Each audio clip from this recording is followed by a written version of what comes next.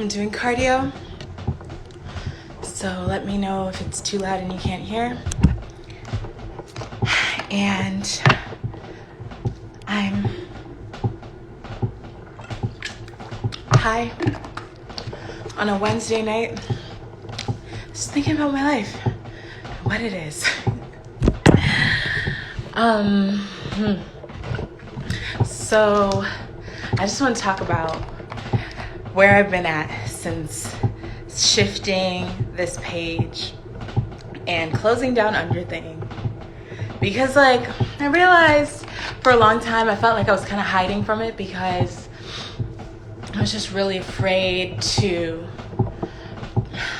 be open and honest about how I was feeling and how I was taking closing down Underthing, and honestly went into my shell, and it feels kind of crazy. It really does, but at the same time it's I have to be okay with what happened, because at the end of the day, whether Underthing was going to be a success or was going to be a failure, it's always going to mean something to me because I put a lot into it. You guys if you're new, you're probably what the fuck is Underthing? It says Unconventional Girl Talk. I changed the username just because I was tired of looking at Underthing Shop on Instagram. Honestly, one night I just saw it and I fucking cried. I just cried because it was just kind of wow, that used to be mine and it's not anymore. Just let me know if you can't hear, by the way, because I know it's kind of loud. But yeah, I stopped using the Underthing username. I was just look, someone else can have it if they fucking want to have it. Not that anybody would steal it, but I just had to become okay with the fact that I'm really not doing it this time and I'm really serious this time. But I just wanted to unpack we see all this girl boss this and be an entrepreneur that, and I wanted to tell my entrepreneurship story.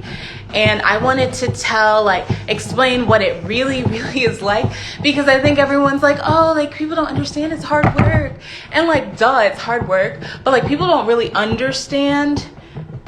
People aren't honest about what the entrepreneurship experience is like a lot of the time. And it's not that people are lying. It's more so look, you're just in the middle of your shit, trying to figure everything out like every other young adult. But you just have a different type of responsibility than what everybody else has. And it's not that your responsibility, it means more, it's better than somebody else's because you're an entrepreneur. No, it's just while your responsibility is that 9 to 5 that pays your bills, my responsibility is this project that I'm trying to try out, and I'm really trying to do it right. And it's they're both two very important things. Being an entrepreneur isn't better than one, being in a 9 to 5 and being in a 9 to 5 isn't better than entrepreneurship. It's just they both have their pros and they both have their cons. And I think that what people also don't talk about is we have a lot of Black women-owned businesses. And a lot of these are starting with Black women who already work a job and are trying to be an entrepreneur at the same time. And it's fucking hard. That shit is so fucking hard. I'm sorry, I don't want to get all emotional, but it's just I feel people are really not honest. They're really not honest about how that situation feels and what you're going through. And I just wanted to talk about mine. So let me get into my story, and then I don't know. Then I'm gonna have this wine because I'm doing my cardio right now. And I'm rewarding myself with some wine. But for me, my story is look, I first discovered entrepreneurship in college. So annoying. I had to be this merited situation at this collegiate school to learn how to be an entrepreneur. I know you don't have to go to college to learn how to be an entrepreneur. I'm very aware of that now, and I'm very aware that higher education is kind of a scam, but that's a conversation for another time. But that's where I learned. I didn't see it growing up. I have people in my family who are entrepreneurs, but I didn't see it up close, like what they were doing. And I think that's mainly because they were also Black, working and trying to get this stuff off the ground. And like when you're in that space, it's hard to be completely honest and open about everything that's happening in your life, because you don't even fucking process it the same way. Like, you know, like it's different. So while I did have people in my family who were entrepreneurs, but I didn't get that close to what they were doing. I didn't understand what they were doing, and what they did was very different than what I wanted. So like, you know, it's not like you just watch an entrepreneur and you figure it out. Like, anyway, for me, I discovered it in college, and it happened because my best friend reached out to me and was just like, hey. At that time, we were getting close, but we weren't where we are now. Like, and that's not like any funny stuff. It's just like, that's just how it was. Like, the project we decided to take on together really brought us even closer. And, yeah. But she reached out to me and she was like, I have this great idea for app, and I really want to like just do it and try it. And like, you're into makeup, like, you know, like you can see the vision. And I was like, I can see the vision, and we did it. And it obviously, we're not doing it anymore, which is also part of the story. Like, I've done this before. It's a conversation for later, but trying to, this machine is a lot. Trying to start a business is not as easy when you're not in a collegiate space. So I will like talk about that level of privilege. But for me, I started it in school with my best friend, and we started a business, and we were able to do a incubator that they had at the school, and we did the pitch competitions and blah, blah, blah, blah, blah, everything else, like all of that very startup glorifying stuff. And we kind of were trained in a bubble on how to be an entrepreneur. So honestly, I will say you definitely don't need college or an incubator program to start a business, honey. You don't.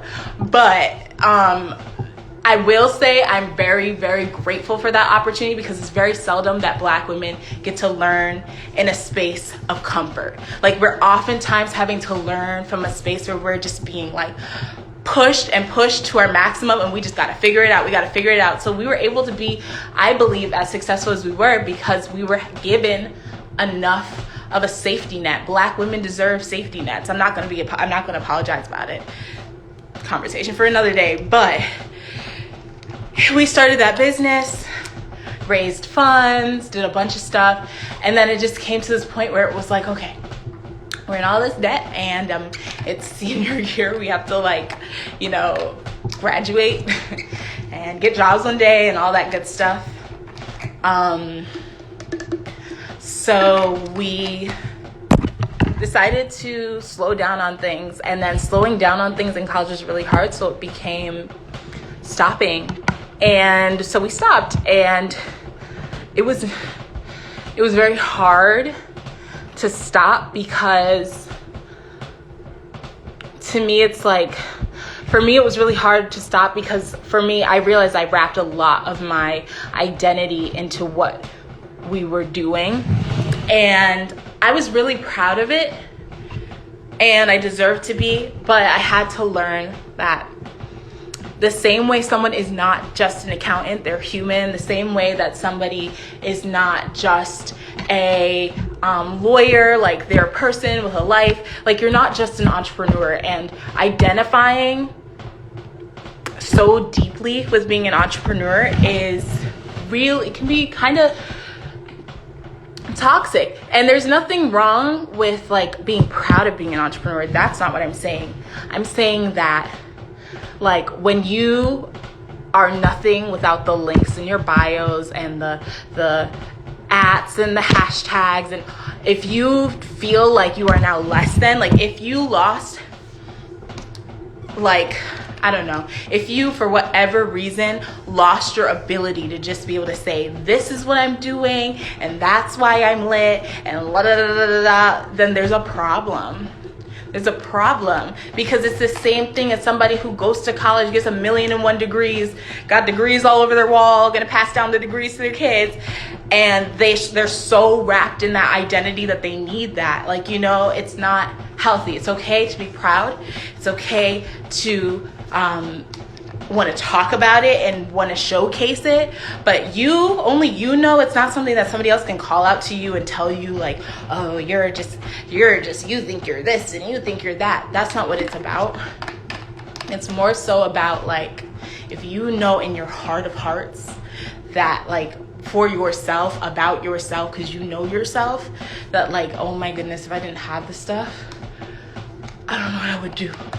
It's getting to a toxic place, and you need to not take a break from the business or anything like that per se, but, like, for me, I realized I need a break from this shit. I'm fucking tired. And, like, anyway, that was my first experience. I'm really bad at this, which is why I don't go live that often. I can go on rants, but whatever, it's my fucking page. I guess I could do this if I want. But anyway, so after we stopped doing that business, that was the very first business I ever had, we stepped away. Glad we did. We had to graduate from school. Like, we had shit that we had to do. It was not gonna, like, just take off on its own, you know? Like, it needed work tending to. So, like, we weren't able to do it at the time. We graduated. Cool. Graduated and moved to New York and got a job. I was teaching high school students how to code. Fun fact, that's what I do. Kind of what I did, kind of what I do now. I got to New York, things were good, but, like, when I got to New York, it was just so lonely. And I think that the loneliness part of being in New York, I enjoyed it, I love it, but at the same time, like, I think a lot of people are leaving, and I don't think it's just about prices. When you look at the energy of New York City, it's like, it's great, it's vivacious, but it's really tiring. And I was just always tired. I was teaching, I loved the kids, but teaching was so fucking hard. And I was just, like, at my wit's end all the time. And I was really feeling lonely about it. I didn't really have people to talk to just yet, because, like, obviously I had roommates and stuff, but, like, I was not comfortable with vulnerability at that point. I'm still trying to get there, but I could not just open up to them and, like, befriend them the way I would need to befriend somebody to feel safe and feel like I'm not alone. So I spent a lot of the time I was there feeling alone. Got into a relationship, still felt alone. Started underthing, and finally started feeling like, hey, maybe I'm not that alone anymore. Having people to talk to about things you're genuinely interested in, and, like, places to go and things to do outside of just work and shit. And it just started to pick up, and it felt amazing. And I was really dependent on it. Like, honestly, I feel like I idolized my business. And I don't know. It just, I learned to lead with the fact that I had a lingerie company. I learned to be an entrepreneur in that way, because even when we were in college, we were in the incubator space, but we were just learning how to start a business. You know, like, it wasn't about, at the end of the day, we were always going to be students. And I like that we had that experience, because it was like, okay, like, you can do this in a bubble. Black girls deserve safety nets. Again, I'm going to say that, but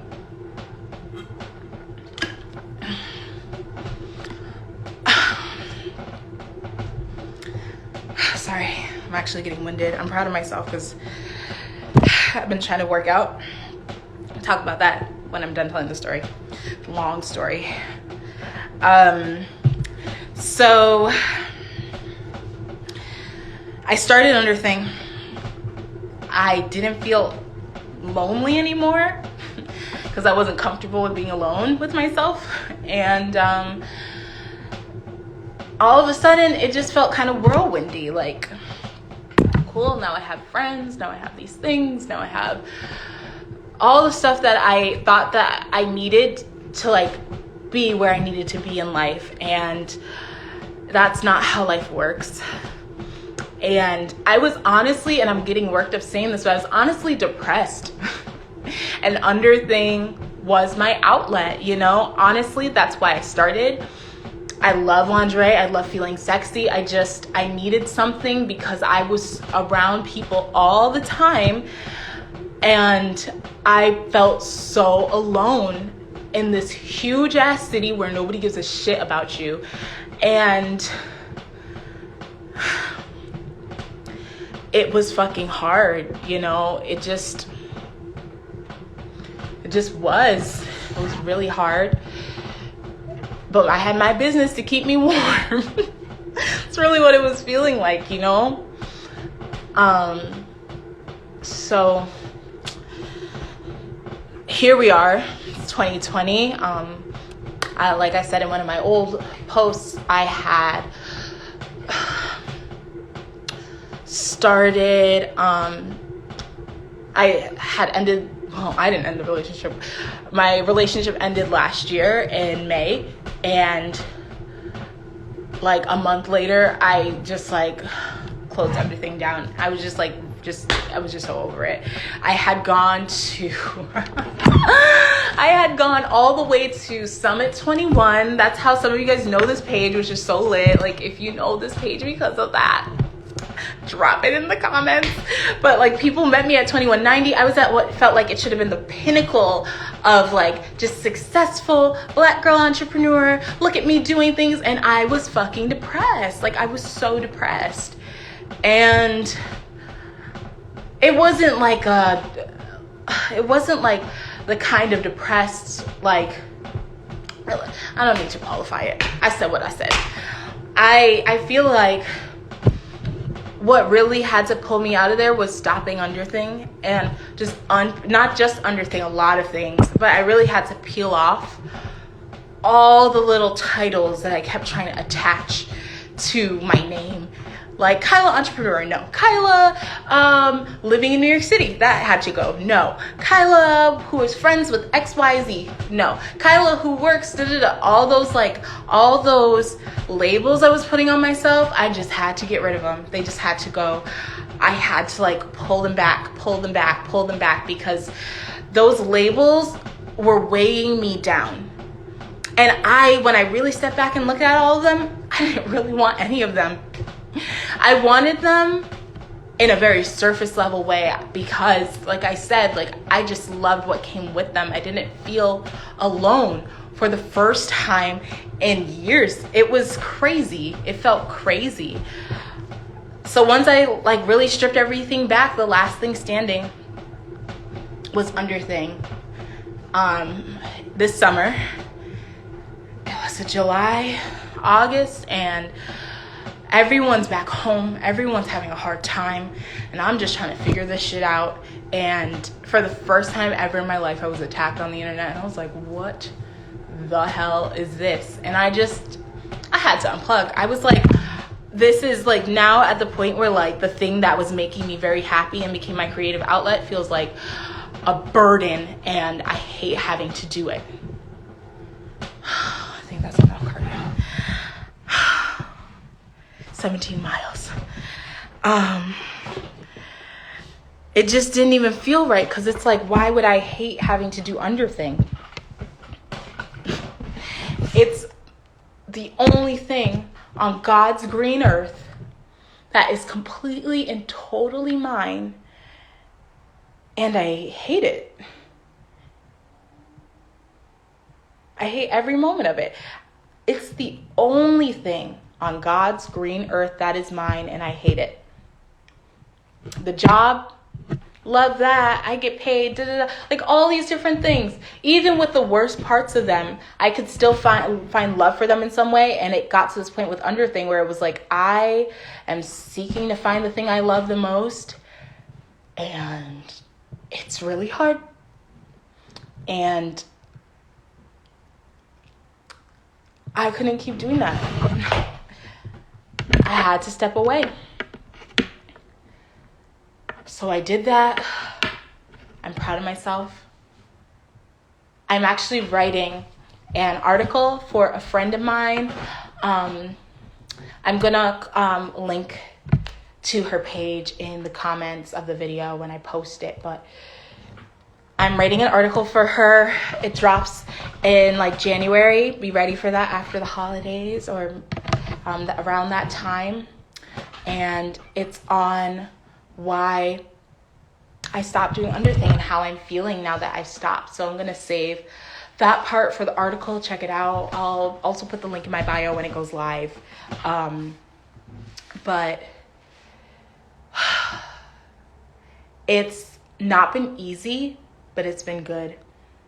Because like alongside with many other things in my life that I was holding on for too long, when I finally let this go, I saw the other side of it. And I just want to say to entrepreneurs out there, if you started a business and now it feels like the business started you, that's a word.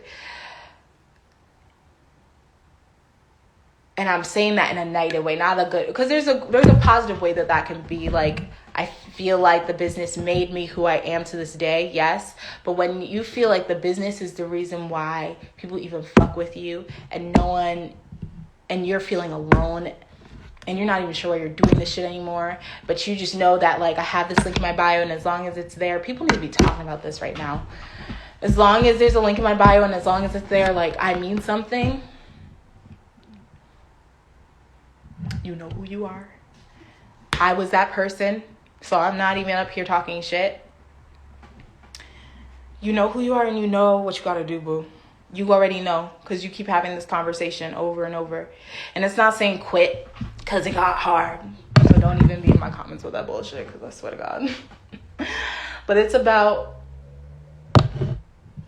entrepreneurship isn't only about making money, and it isn't only and it's not about looking good for other people.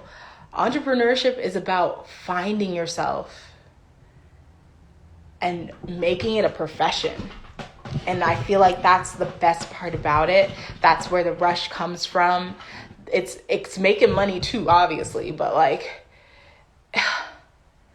making money is like getting a paycheck. Like, this is great. Like, that's what I'm doing this for. But like, at the end of the day, if your work that you're doing isn't for you,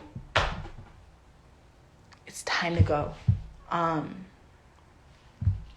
yeah, one of my other thoughts for tonight, and I guess I'll go and drink my wine and eat my dinner, is for me, I always knew, even long before college, long before I ever even thought I could like be an entrepreneur, and the whole reason I avoided or didn't even try to become an entrepreneur was because I didn't believe that I could do it. I really didn't believe I could do it. Growing up, it wasn't something I saw. It wasn't something I thought of. It was something I like dreamed about. I never thought, like, I was never a kid who was like, oh, I want to be a doctor. I want to be an astronaut. Like, I always wanted to be in a creative field. Like, that was always literally from the day I could like freaking like understand that was a thing that people did. I wanted to do that. But I just didn't know how it worked. I didn't know how it worked, and I didn't know I could do it. And it is important to see people like you doing stuff like that, but it's just important also for you to not be afraid of who you are and what you can be. Just don't be afraid of that, because that's like some of the best parts of you, honestly. So yeah,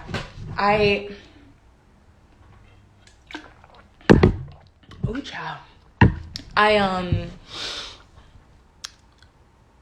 just wanted to say that. I just wanted to say that.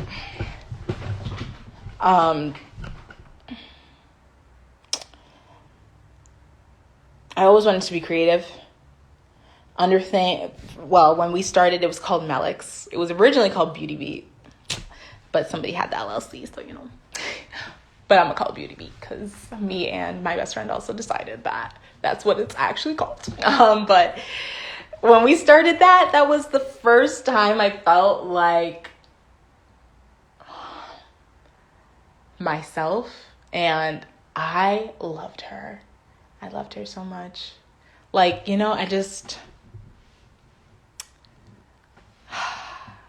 it wasn't the work. It wasn't what people even thought of me. It was just like, I think this is so cool. And I'm the one who made it. I made it. Not someone else this time. And it's dope to see someone else's work and be like, wow, that's really cool. And like, that's just cool. But it's like, I used to be like, wow, that's really cool. I wish I could do something like that. And that shit is depressing. Like, you can't do something like that. Yes, the fuck you can. And for the first time, I felt like I could. And then I didn't have it for a little while. And then I wanted to have it again. So I just grasped for something. And I think also one of the things I struggled with in New York was I was not doing the thing I wanted to do. I was in the place I wanted to be in, living the way I wanted to live. And this was like the one thing in my freaking life that I just couldn't seem to own, And I made Underthing to kind of appease that, but it didn't appease it. It didn't appease it because the issue wasn't that I wasn't being an entrepreneur. The issue was that my heart was just not in it. Anyway, I've probably been on here way too long. I just want to wrap this up by saying the thing I always wanted to do, the thing I would see on TV or something and be like, wow, I really would love to do that, is work in fashion. I rationalized not doing it because it was like,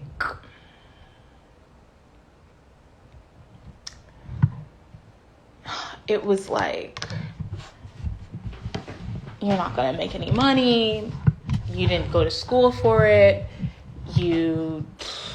What else? What other lame ass excuses I have? There's like 1,000,001 lame ass excuses. And I made those excuses start turning into my reality. And the only way to change your reality is to change your mind. That's so hippy dippy. Oh my God, I know. But it's true. And I had to change my reality. And I realized you know what? I've been wanting to work in fashion forever. Why am I not doing this? And then I would go shopping with my friends. It was just a thing I'd do. I would help people pick out outfits. It was just a thing that I would do. I even manifested a job in Soho, one of the fashion capitals of New York. And I would connect with brands down there and started getting into really dipping my foot in fashion, and I still wouldn't even call myself the thing I wanted to call myself, and that was being a stylist. I was honestly being a stylist. I just didn't know what the fuck it was, and then I figured out what it was, but then I was like, well, I had all these lame excuses for why I didn't do it, and just all this stuff back and forth in my head, and the way I sound right now is how I was feeling. I felt crazy. And anyway, I had to really push myself to doing it. And I'm glad that I let go of Underthing because I feel like I made room for clarity by publicly letting it go. And I think that was just something I needed. I don't think everybody needs that, but I just needed to publicly let her go and own it and talk about it, which is why I'm here tonight working out, then drinking wine on a Wednesday, because I just needed to unpack that, for myself. I need good lighting, I had to unpack that for myself, and I'm glad I did. because it really just changed the way I saw myself. And I think it happened with a series of other things as well. Like, obviously, like what I'm doing with my being single, being in the middle of a pandemic, like really just having time to think because I live alone in the middle of a fucking pandemic. And I needed this. And it just, my clarity became like, Kyla, you didn't, when you were a kid, you weren't saying, when I grow up, I want to be an entrepreneur. Because, like, that's not what being an entrepreneur is. Being an entrepreneur is so many different things. And I just had to come to terms with the fact that it's like, no, I am welcome to my kitchen. I have a bunch of dishes in the sink. Sorry.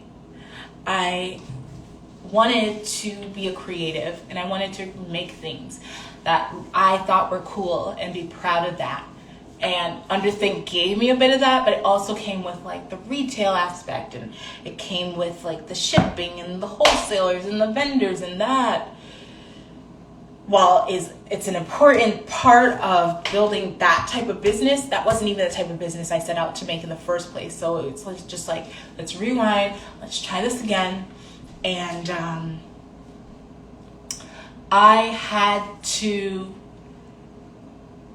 change things up, you know. I had to let Underthink go, and I'm starting this unconventional girl talks where you're going to hear me talk, and sometimes it'll be nice, pretty interviews, but sometimes it's going to be me looking a little crazy, just spilling her fucking feelings on the internet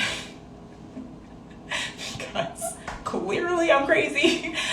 And some people are gonna fuck with it and some people are not, but this is just what the fuck I need to do while I take the time to build the business I actually wanted to have. And it's my third time at the rodeo. It's okay. Like, I'm a multi-hyphenate. It's okay. And the thing about being a multi-hyphenate that I also want to just throw in here really quickly, I keep saying where to go and I'm not, but multi-hyphenated people need, which I mean is probably you. If they told you have ADHD, it's probably you. If they told you like you have ADD, like we're people who have a lot of feelings and thoughts all the time. And I am a multi-hyphenated person, and I started a business and had to let it go so I could graduate from college and be able to pay off all that fucking debt. And then I started another business and I had to let it go so I could find out who I am as a woman.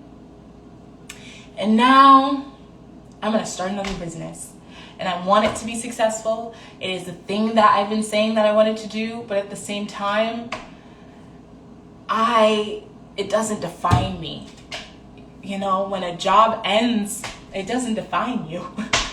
when a relationship ends, it doesn't define you. And when you lose a friend, it doesn't define you. But when you let go of a business, it also does not define you. And the fact that we live in this world where people feel like that's not true is so fucked up. It's so fucked up. Like, it's okay to step away from something toxic to be who you need to be. So,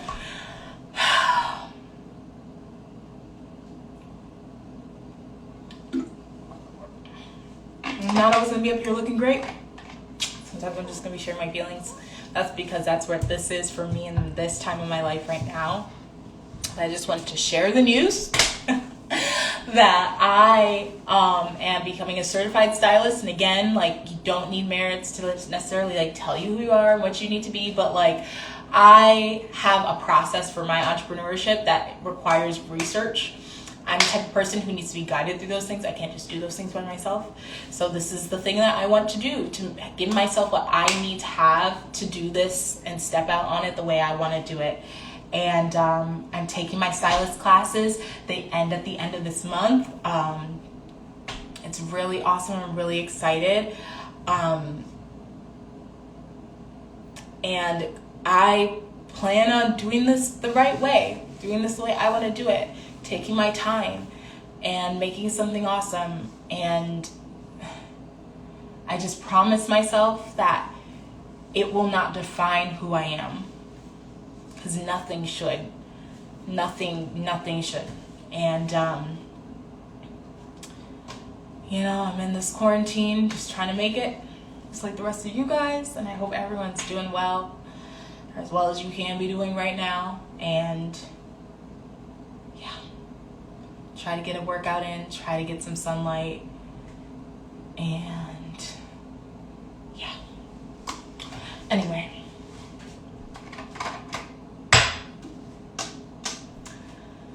I'm gonna go.